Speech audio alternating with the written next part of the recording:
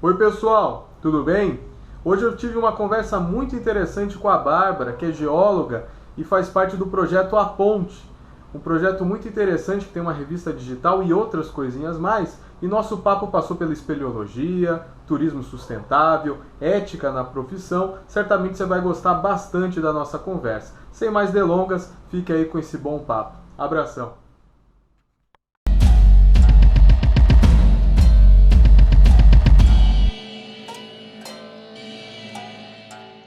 Bárbara, tudo bem? Olá, tudo bom? Legal. Eu te convidei para conversar hoje porque eu tive contato com a revista da Ponte recentemente, o número 1 da revista, e li dois artigos bem interessantes seus sobre espeleologia, e eu não poderia deixar ignorar isso porque espeleologia foi, eu tenho um carinho especial, foi meu primeiro estágio voluntário, foi no grupo espeleológico lá do Paraná, Olha só. e então foi o primeiro contato que eu tive na vida profissional, foi lá dentro do JEP Assungui, lá em Curitiba. Então pude fazer alguns passeios em cavernas, não tantos quanto eu gostaria, mas eu tenho um carinho especial pela espeleologia desde essa época, desde o segundo ano de faculdade. Então eu queria primeiro que você se apresentasse aí para quem estiver assistindo e contasse como que você chegou até a espeleologia, por que que esse tema é tão relevante para você e, enfim, acho que é isso. Bom, eu sou a Bárbara, eu sou mineira, sou de BH e entrei na faculdade muito nova, muito perdida. Aí eu entrei no FMG para fazer engenharia de Minas. E nunca me encontrei lá dentro. Na verdade, depois de 2 anos, eu conheci um professor geólogo, que era espeleólogo também, e começou a levar a gente para fazer campo de caverna. E foi a primeira vez que eu fui para caverna. Então, minha primeira visita já foi dentro de um trabalho de consultoria. Eu não visitei nenhuma caverna grande ou turística, nem nada. E eu achei aquilo muito doido. Eu fiquei muito impressionada com tudo, assim, do caminhamento no meio do mato, de ir entrando nas cavernas, das cavernas pequenininhas, e você ir rastejando, e descobrindo o que tem lá para dentro. Aquilo eu achei demais. E aí foi o meu ponto de ruptura assim, com a engenharia de Minas. Nesse momento eu falei, não, eu acho que eu preciso procurar algo que seja mais relacionado assim com o estudo das ciências da Terra, de fato. E aí foi quando eu mudei para geologia, para Ouro Preto, e entrei para o grupo de espelho de lá, que é a Sociedade Excursionista Espeleológica, que foi o primeiro grupo de espeleologia das Américas. A galera lá adora se apresentar e contar história, já tem acho que mais de 80 anos. E aí lá dentro eu me envolvi bastante, participei da diretoria, como diretora de imprensa e divulgação, participei de vários eventos, e a espeleologia no Brasil ela é muito pequena, né? Então acaba que você começa em eventos, você vai conhecendo todo mundo, assim, você vai entrando no meio e quando vê, enfim, é pouca gente que trabalha com espelho. E aí participei do grupo durante toda a minha graduação, e quando eu me formei foi também meu primeiro trabalho. Eu continuei, na verdade, trabalhando com consultoria para a espeleologia dentro do licenciamento ambiental. Já vinha fazendo alguns trabalhos desde a faculdade e depois que eu me formei, eu comecei a trabalhar como consultora ambiental nessa parte de licenciamento. Então, para grandes obras, principalmente para mineração, que é onde que está o maior mercado, né? Os investimentos em pesquisa, tecnologia e tudo mais, está dentro da área da mineração. Bom, eu acho que é isso, assim, um pouquinho da minha trajetória e como que a Spell surgiu para mim aí. É engraçado, né? Porque essas coisas acontecem meio sem querer, né? Eu também, eu não lembro exatamente o momento que eu cheguei e conheci o pessoal lá do grupo de estudos periológicos lá em Curitiba. Eu acho que eu estava andando no calçadão e tinha uma exposição de fotos deles, e eu olhei e falei, nossa, que legal. E aí comecei a conversar, eu estava no começo do curso, achava legal aquilo. Eu tinha na época uma bolsa do PET, né? Nem sei se tem. Ah, não, existe o PET lá do Paraná ainda. E aí, já que eu estou no PET, eu vou entrar, participar dessa ONG, aprender um pouco. E foi interessante, porque acabou sendo o meu primeiro estágio profissional lá. Fiquei quase um ano ajudando eles. Não foi uma época de muitos campos, mas foi, nossa, um negócio que despertou a minha vontade de fazer geologia, porque eu nunca tinha conhecido um geólogo na vida antes de entrar na faculdade de geologia. Tem gente que já entra com família de geólogos, entra com conhecidos, tios. Eu nunca tinha visto um na vida, eu me fui movido pela curiosidade, que nem você, né? Então, eu acho que esse é um elo interessante, né? Como a curiosidade em querer a gente entender as ciências da Terra, entender o mundo que a gente vive, faz a gente chegar até aqui. E no teu artigo lá, tu tu tem dois artigos. Um primeiro tu abordou temas mais gerais, né, dos estudos espeleológicos, e um outro tu falou um pouco do manejo sustentável das cavernas como uma opção de desenvolvimento sustentável de comunidades, né? E você já chegou a trabalhar diretamente com esse tema? Como que esse tema tem se tornado interessante do ponto de vista seu como temática ali para escolher, para escrever para a revista? Como que chegou também nesse tema? Como que isso toca você de certa forma? Bom, eu acho que isso me toca, assim, vamos dizer que emocionalmente mesmo, porque eu trabalhei por muito tempo, assim, desde 2011 até o fim do ano passado, com licenciamento ambiental para mineração. E ver, tipo, que o universo da pesquisa, do investimento, da espeleologia no Brasil tem totalmente esse caráter que é voltado para a indústria de mineração, para licenciar empreendimentos. Então, assim, quando, né, eu vindo de Minas Gerais e tendo trabalhado tanto tempo com mineração, eu fico muito emocionalmente ligada a essas questões, porque o recurso mineral, a gente que é geólogo sabe que ele é finito, né? Então, é muito importante que os municípios que são extremamente dependentes da mineração, que eles busquem maneiras de diversificar a sua economia. Então, a espeleologia, em lugar que tem muita mineração, tem muita caverna, ela pode ser e deveria ser utilizada como uma maneira para poder impulsionar aquele lugar de atrair gente, de atrair turista, sabe, para o patrimônio histórico, cultural, natural, turismo de natureza, para poder dar visibilidade para aquelas comunidades e já de fato pensar numa alternativa econômica para aquele município, para que ele diminua a dependência dele da mineração, tendo em vista que os recursos minerais são finitos e aquilo vai acabar. Por exemplo, eu estudei em Ouro Preto e lá, quando eu fiz meu trabalho de conclusão de curso, em 2017, 40% da receita do município de Ouro Preto, de todo o dinheiro que entra na prefeitura, vem da mineração. Então, assim, é um município histórico que é patrimônio da Unesco desde a década de 80, que é turístico e ainda assim ele é extremamente dependente da mineração. Então eu vejo a espeleologia como uma grande oportunidade, tanto de desenvolvimento de estudos técnicos científicos, de pesquisa, mestrado, doutorado em várias áreas, é um estudo muito interdisciplinar que vai desde a biologia, arqueologia, paleontologia, estudos climáticos, hidrogeologia, enfim, abrange muitas áreas, até impulsionar mesmo o turismo, valorizar, às vezes, cidades ou distritos ou vilas que são muito afetadas pelas pressões da mineração e que tem muita caverna. Então, assim, é mesmo empoderar e dar uma força para que essas pessoas que são atingidas diretamente pela mineração, para que elas se empoderem e consigam se desvencilhar dessa dependência tão forte. Isso é importante porque acaba sendo um ganha-ganha para todo mundo, né? É bom para a cidade, que não fica exclusivamente dependente da mineração, como tu disse, né? Porque a mineração é importante para uma comunidade, para uma cidade, principalmente quando a gente vê essas cidades menores, né? Que vivem basicamente em torno, todo mundo trabalha em torno da mineração, mas uma hora isso vai acabar, não tem jeito, né? Toda mina tem o seu fim, né? Então, tem que pensar a médio e longo prazo também na própria sustentabilidade dessas comunidades.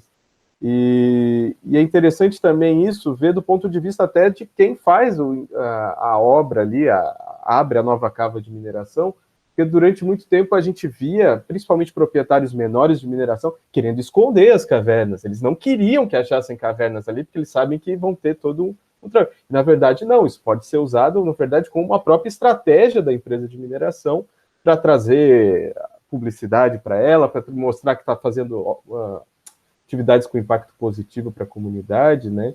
Então, de certa forma, tem que mudar essa mentalidade também de pensar a caverna como um problema do licenciamento. Na verdade, ela tem que ser uma solução, né?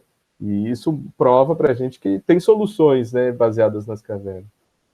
Isso que você está falando é muito importante, porque foi até o texto de apresentação da revista que eu escrevi que fala sobre a questão da legislação.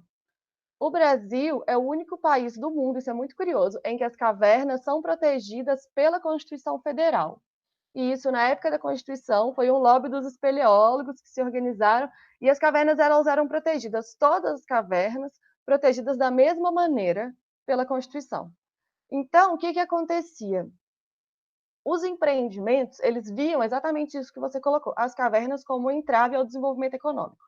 Então, quando achava uma caverna, a primeira coisa que a galera fazia já era estourar e tacar a retroescavadeira e passar pá por cima, porque aquilo dali ia travar totalmente o empreendimento. E assim, você já visitou caverna, eu trabalhei com caverna há muitos anos, a gente sabe que aquelas cavernas que a gente vê na foto, que vê no filme, as enormes, que tem peixe cego, aquelas mais maravilhosas, elas são raras. E, na verdade, o conceito de caverna ele é extremamente antropocentrado, porque ele define que a caverna é qualquer espaço subterrâneo natural acessível pelo ser humano. E aí, qual o ser humano? Também não explica, né? É um anão, é uma criança, é um gigante. É tipo, se qualquer pessoa entrou, é caverna. Então, assim, tem várias cavernas que você entra de ponta e sai de ré e é considerada caverna. E aí, o que acontecia? Todas as cavernas elas eram consideradas como iguais perante a lei. E aí, isso, de certa forma, era muito problemático, porque a gente entende que as cavernas elas são muito diferentes em termos de aspectos biológicos, aspectos físicos, a morfologia da caverna, a importância para o sistema aquífero, né, a conectividade de água subterrânea. Algumas têm sítios arqueológicos, sítios paleontológicos, e outras cavernas simplesmente não têm. Assim, não têm, elas não têm relevância. E daí vieram os decretos que classificaram as cavernas de acordo com a sua relevância e dividiram as cavernas em 4 níveis de relevância: as cavernas de baixa, média, alta e máxima relevância. Então, as cavernas que eram protegidas pela Constituição, todas iguais perante a lei, mais o seu entorno de 250 metros, elas passaram a ser classificadas de acordo com vários critérios que estão lá preconizados na lei. Aspectos biológicos, físicos, religiosos, culturais, enfim. Tudo isso está lá. Aí os técnicos em espeleologia de diversas áreas têm que visitar a caverna, fazer esse levantamento, ir para o escritório fazer a classificação. E aí o que acontece? A partir desse decreto que estipula que as cavernas elas têm relevâncias diferentes, ele também autoriza o chamado impacto negativo irreversível na caverna, que é você pode causar dano à caverna, você pode agora destruir uma caverna tendo o respaldo da lei. Se essa caverna não for de máxima relevância. Quais são as cavernas de máxima relevância? Aquelas enormes, bonitas, da foto, do peixe cego, a que tem culto religioso, enfim, cavernas que têm significado para as comunidades. Essas cavernas elas são de máxima relevância, elas continuam sendo protegidas pela lei, elas e o entorno imediato de 250 metros. As outras, elas agora são passíveis de serem destruídas. E aí as cavernas de baixa relevância, elas podem ser destruídas mediante a compensação financeira. As de média relevância têm um esquema de compensação 1 para 1, em que você tem que fazer um estudo de similaridade entre cavernas, e aí para cada caverna de média relevância destruída, uma outra caverna de média relevância que tem os atributos parecidos, que elas são similares dentro dos grupos de atributos que também estão estabelecidos lá na legislação direitinho, quais são os grupos, como você vai classificar. Então, elas têm que estar no mesmo tipo de rocha, têm que ter as mesmas características hidrológicas, as características biológicas parecidas. E as cavernas de alta, essa compensação é de 2 para 1. Para cada caverna que é destruída, você tem que compensar com 2 outras cavernas de alta relevância.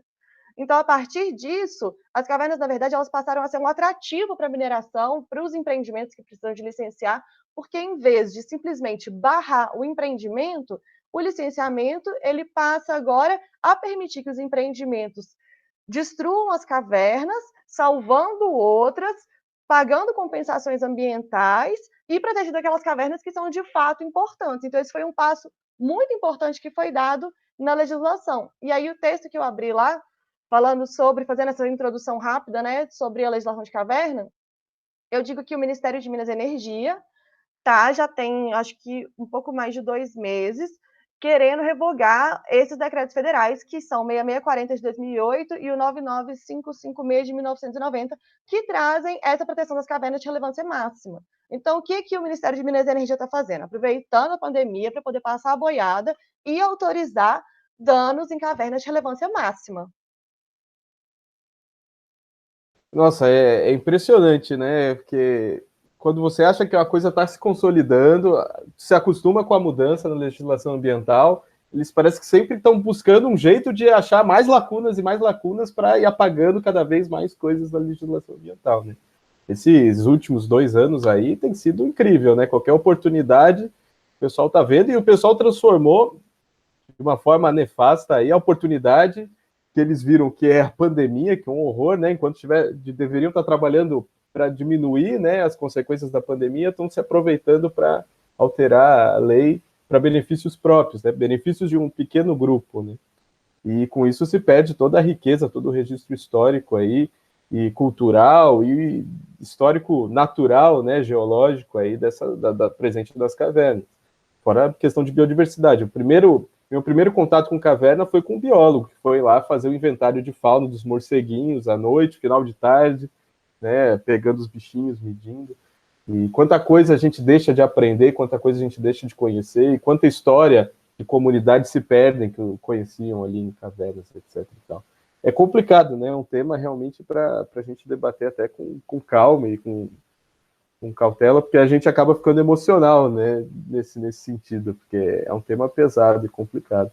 E, de certa forma, você com essa experiência, vendo agora os caminhos que o pessoal tem feito para os manejos de caverna, tanto do ponto de vista turístico como do ponto de vista da mineração. Que caminhos geralmente você tem visto, assim, tem encontrado? Porque antigamente a gente vinha muitas cavernas turísticas, as mais antigas, né? Eu digo aqui até, estou no vale, perto do Vale do Ribeira, que tem cavernas que são visitadas há muito tempo, mas tem cavernas que tem corrimão, que tem escada, que tem acesso turístico de um jeito até meio massivo e que acaba degradando, né, a constituição, a fisiologia ali da caverna. Como você acha que tem sido encarado isso do ponto de vista tanto do turismo quanto do ponto de vista das próprias empresas? Que atitudes, como que é o caminho, o rito desse manejo das cavernas hoje? Como que você tem visto isso? Nossa, essa pergunta ela é complexa e, na verdade, são duas, né? Bem distintas, assim. Primeiro, eu vou falar sobre a questão do turismo. Recentemente, na verdade, pandemia, a gente perde a conta do tempo, né? Mas no fim do ano passado, eu convenci minha família e a família do meu companheiro de viajar para fazer uma viagem de caverna. Porque todo mundo ficava nessa, mas você trabalha com caverna, fica igual o rato lá debaixo da terra. Aí eu falei, não, vamos no Peruaçu, que já era um sonho que eu tinha de muitos anos, que é um parque nacional que está no norte de Minas, perto da cidade de Januária, que tem assim umas cavernas maravilhosas, com 100 metros de porte, com umas coisas assim muito impressionantes mesmo. E aí lá é um parque nacional, ele tá tipo a sede do parque super novinha, eles implementaram o turismo com uma escala maior, não tem muito tempo, tem limite de pessoas que visitam o parque, visitam cada caverna, que visitam cada trilha, e ele tem uma infraestrutura que é muito bacana, porque eu acho que é muito importante para viabilizar o turismo, ter de fato essas estruturas que você citou, né? Corrimão, passarela, porque depende de qual que é o tipo de turismo que você quer levar e quais são as pessoas que você quer atender. Então, assim, eu sou a favor de não instalar em todas as cavernas, mas em uma caverna ou outra, fazer com que ela seja acessível para cadeirante, fazer com que ela seja acessível. Pô, você quer levar sua avó na caverna, sabe? Você vai rastejar, tipo, tem que ser acessível para o maior número de pessoas possíveis. Tem caverna que tem experiência para cego, tem umas coisas que são super legais. Então, assim, você está destruindo parte do ambiente daquela caverna quando você está instalando a infraestrutura. Sim, só que penso tanto que você ganha com isso, levando mais pessoas para lá, que vão conhecer uma caverna pela primeira vez, que vão ter noção do que é o mundo subterrâneo, que vão ver um bicho de caverna, que vão ver rio subterrâneo, e como que esse poder da educação, né, dentro do turismo, como ele pode ser transformador. Então, de fato, eu acho que é ótimo mesmo a criação dos parques, a implantação de infraestrutura adequada, com guias que sejam, de preferência, guias locais, que sejam capacitados, que consigam contar a história das cavernas, da ocupação da região, que, tipo, existam trilhas, nas trilhas, placas informativas e que vão trazer informações sobre a geologia, o tipo de rocha, sobre a ocupação urbana, se tem arqueologia, se tem pintura, se tem paleontologia, e trazer isso de uma forma que seja simples, que seja de fato acessível, que as pessoas que vão ali, que elas não têm que ter um conhecimento prévio sobre nada disso, para poder ter uma experiência que vai ser profunda, que vai ser transformadora, que vai de fato conectar elas com o meio ambiente, né? E a gente vai talvez conseguir superar essa visão ocidental colonial de dicotomia e de dominação do ser humano sobre a natureza. Então, assim, essa parte mesmo do turismo, dos parques, ela é super importante, só que não existem tantos parques que têm o turismo implementado com essa infraestrutura de qualidade. Como você mencionou no PETAR, que é até onde a gente traz várias informações na primeira revista, o parque, eu acho que é o parque que tem melhor infraestrutura para visitação do Brasil, assim, em termos de caverna, de turismo de aventura. É realmente muito impressionante. Eu cheguei a visitar uma vez só.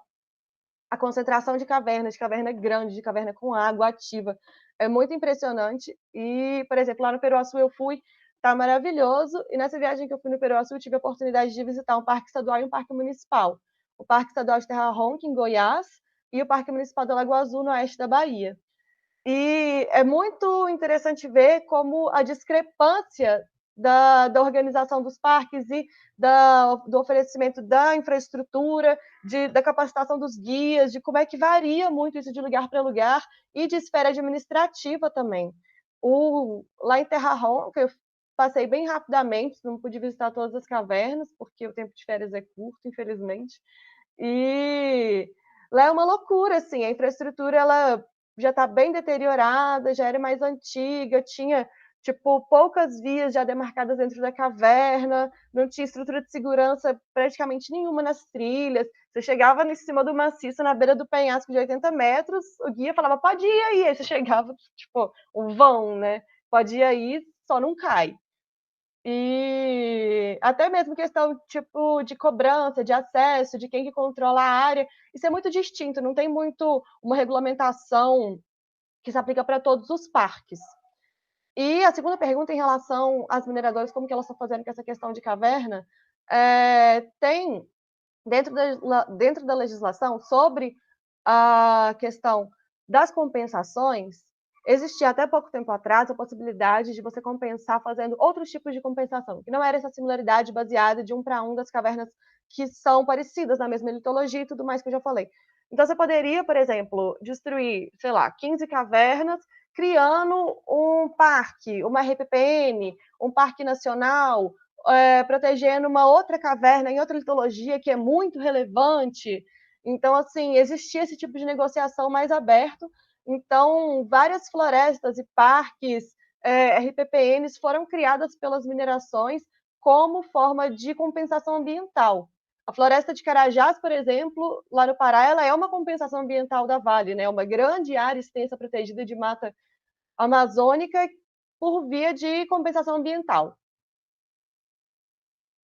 Pô, é interessante tu falar isso, de certa forma, porque às vezes eu mesmo, até do jeito que eu falei, te fiz a pergunta, parando para pensar do jeito que você apresentou a sua vivência, às vezes a gente pesa um pouco, eu pelo menos pesei muito um pouco do lado, vai botar lá a escada e vai estragar lá o espelhotema, não, mas vai estragar o acesso da caverna. A gente tem que lembrar, primeiro, né, que a gente tem que pensar do ponto de vista da educação, eu acho que isso tu deixa muito claro, a gente só valoriza aquilo que a gente conhece, a gente só dá valor àquilo que a gente conhece, então eu tenho que deixar um pouco do Gabriel chato, geólogo, que quer manter lá a estrutura perfeita, sacrificar alguma coisinha para fazer com que as pessoas conheçam aquilo, né? Então, pô, super bem pontuado. E a gente pensar também da democratização da ciência, da democratização né, da aproximação da sociedade com a natureza, deixar essa dicotomia que tu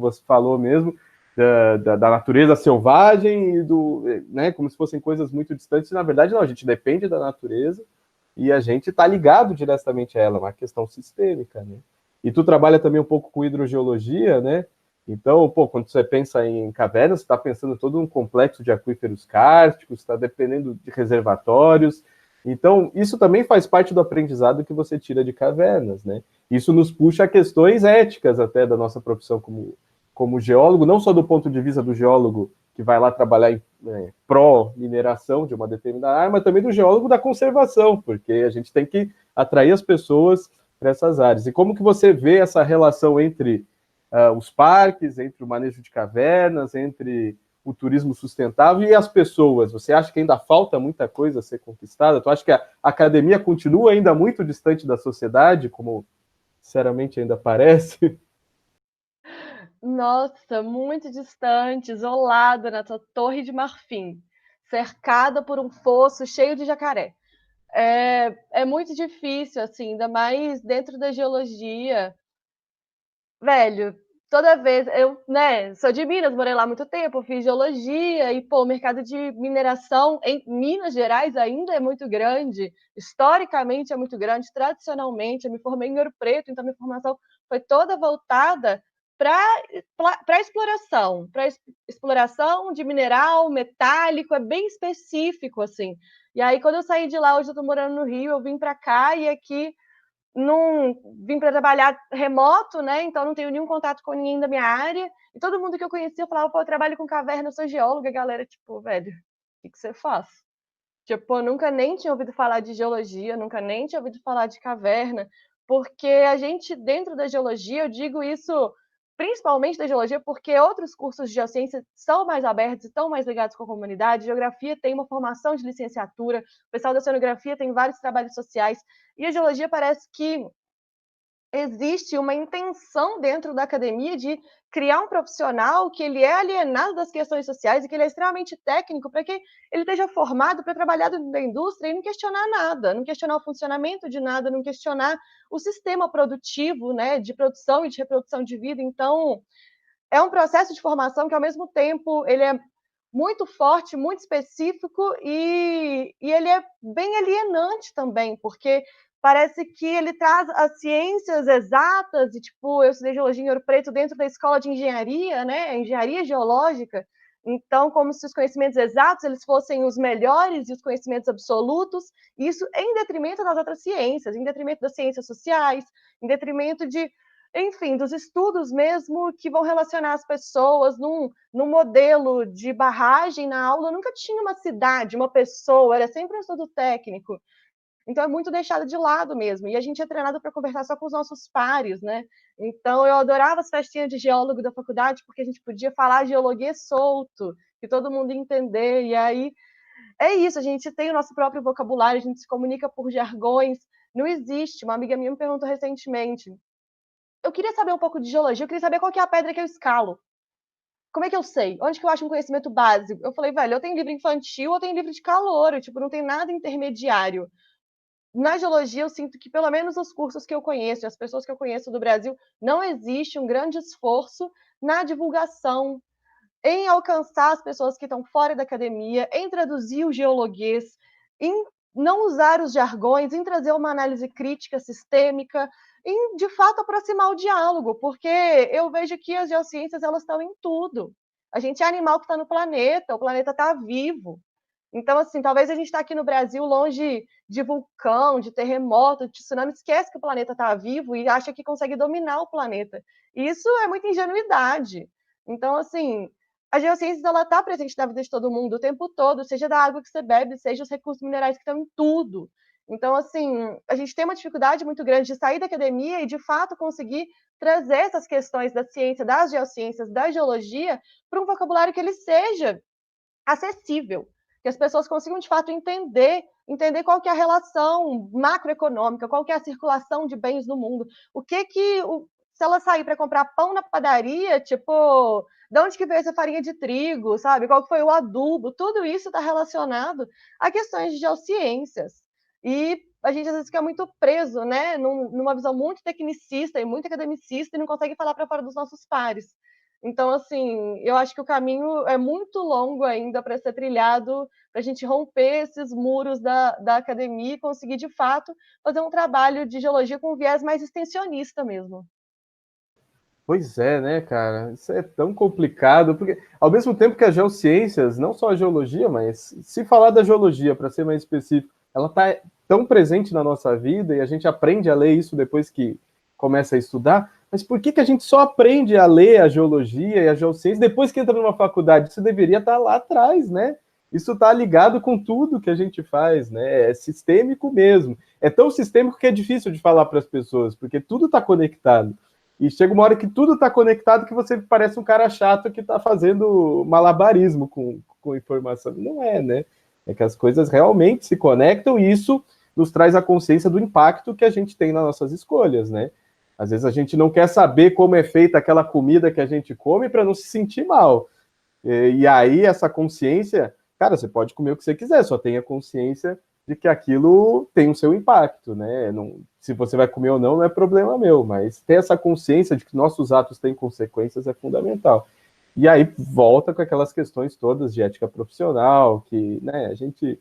Até foi uma das coisas que a gente começou a conversar quando a gente começou a conversar pela primeira vez.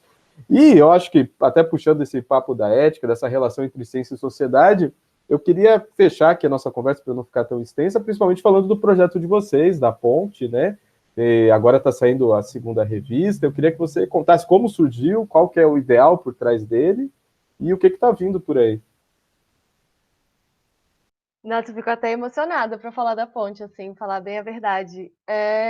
A Ponte surgiu, na verdade, baseado em tudo isso que a gente conversou até agora, com essas grandes inquietações relacionadas às geociências, de uma falta de uma análise sistêmica sobre tudo, o funcionamento da Terra, de modos de produção e reprodução de vida, de uma falta mesmo de uma aplicação na sociedade, de comunicar as geociências, de romper os muros da academia, de aproximar as geociências da comunidade. E aí, conversando com a Thalita e com a Fernanda, que são outras duas geólogas de Ouro Preto, a gente já tinha pesquisado, já estava conversando há muito tempo sobre isso, de, gente, falta alguma iniciativa que vai romper os muros da academia, que vai conectar as pessoas e que vai trazer as geociências de uma maneira que sejam mais simples, mais palpáveis, mais aplicadas, que as pessoas vão se identificar com aquilo, e não só falar para as pessoas fora da academia, de outras áreas, de vários níveis, que têm algum interesse com, né, relação do humano-natureza, sobre querer saber qual que é o impacto das suas atividades individuais sobre o planeta Terra, o que, que você consegue fazer, e também falar tipo, para os nossos pares que a geologia não precisa ser tão engessada, que ela não precisa ficar falando só para os nossos pares sobre as mesmas coisas, que existe uma outra maneira de se comunicar. Então, com esse fogo assim, né, no coração, de falar, vamos conseguir, vamos de fato trazer isso para fora da universidade, a gente criou a Ponte, que é um projeto coletivo que visa atuar na gestão de conflitos territoriais, sempre trazendo conteúdos que são geocientíficos, mas que são relevantes socialmente. E aí, hoje, que a gente ainda está com pouca gente, a gente está muito focada na questão da divulgação científica. A gente tem um blog com publicações semanais e estamos em todas as redes sociais. E começamos há 2 meses com esse projeto da revista. A primeira edição que saiu foi sobre espeleologia, turismo de base comunitária, mineração, conflitos territoriais. E a nossa área de análise foi o Vale do Ribeira, porque a gente sempre tenta trazer uma análise territorial, visto que dentro das geociências você tem que atrelar a análise de algum território, senão ela fica solta. E agora a nossa segunda revista vai sair segunda-feira. O tema é sobre água, cidades, infraestrutura e florestas. Então, a gente convidou outras 4 mulheres para poder participar, escrevendo textos de outras áreas do direito, da gestão ambiental, engenharia florestal, hidrogeologia, para poder contribuir com uma pegada que seja mesmo interdisciplinar, que tragam outras visões de lugares diferentes. E a nossa área de análise dessa vez é a construção de 2 barragens de captação hídrica na bacia PCJ, lá em São Paulo.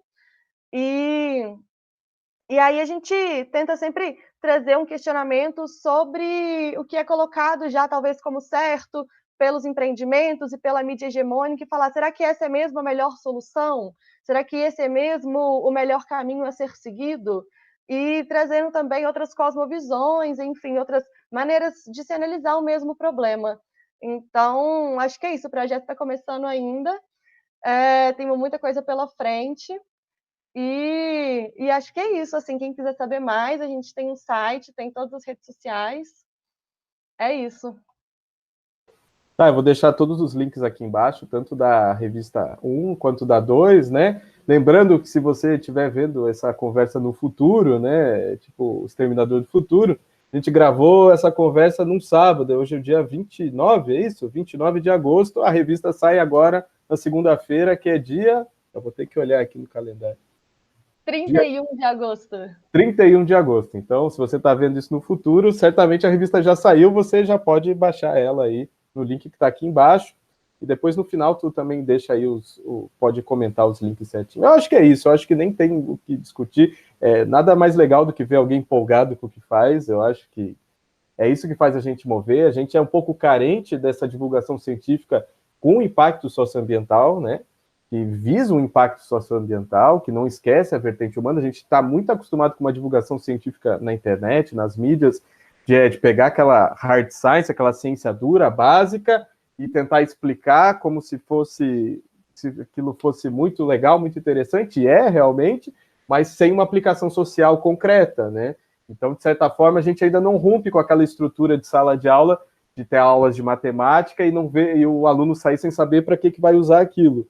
Então, a gente traz aquilo, bota numa roupagem bonita, transforma em buracos negros, em física quântica, etc. e tal, mas não traz para o mundo real, né? Para a nossa percepção social de mundo, né? Tem até um texto da Maricato que eu gosto muito, que é o Nó da Terra, que ela fala que tudo que a gente entende como civilização está ligado à ideia de terra, né? A ideia de propriedade da terra, todos os conflitos, tudo que ocorreu na civilização está ligado ao território, né? É uma coisa até, ela é arquiteta, mas é bem da geografia, né? Dessa noção de território, de construção de espaço e tal.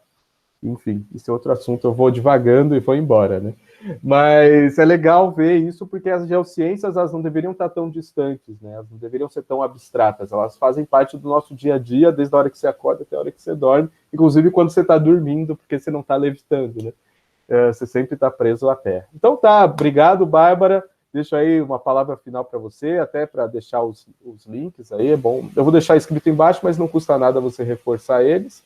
Obrigadão pela disponibilidade nesse sábado de manhã de estar conversando aqui. E conte comigo sempre que precisarem, vai ser uma honra poder ajudar. Olha, eu que agradeço muito pelo convite, muito feliz mesmo de ter participado, pela oportunidade de divulgar o projeto da ponte. O site é apontepronorte.org.